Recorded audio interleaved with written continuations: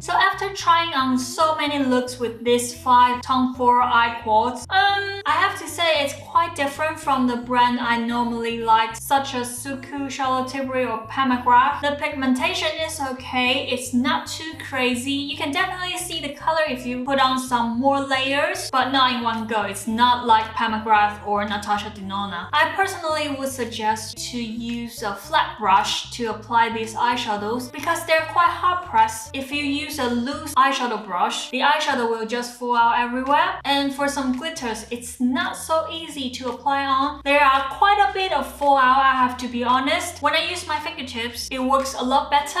I mean, I'm sure everyone must have used some glitters before, and a lot of glitters, you can feel it's quite thick and it's not so easy to get attached on your eyes. When you put it on and it fall out, you need to use some particular glue or mixing medium to get it attached. Also apply to Tom Ford glitters, I have to say it's not so easy to apply on, especially if I use the powdery shadow first. It made my eyelid even drier, so it will be even more difficult to apply on these glitters. I would suggest you use these glitters on a shadow stick or some cream shadow. It will be a lot easier. And for the color stories, they are quite reasonable. A lot of neutral, earthy tone, most of them quite useful, quite daily. Pretty Baby, it's a purple color stories. I really like this palette because there is a gray tone to the purple. It's not really dramatic kind of purple, it's useful. With the blue shift on the glitters, that's also quite special, quite unique. It just makes you look slightly more couture for a day-to-day look. Just a little bit of glitters, a little bit of shine. So that's what I really like. All in all, I think all these 5 eye quads are a really good purchase for a discount price. But if you ask me if I'm going to spend £68 for an eye quad like this,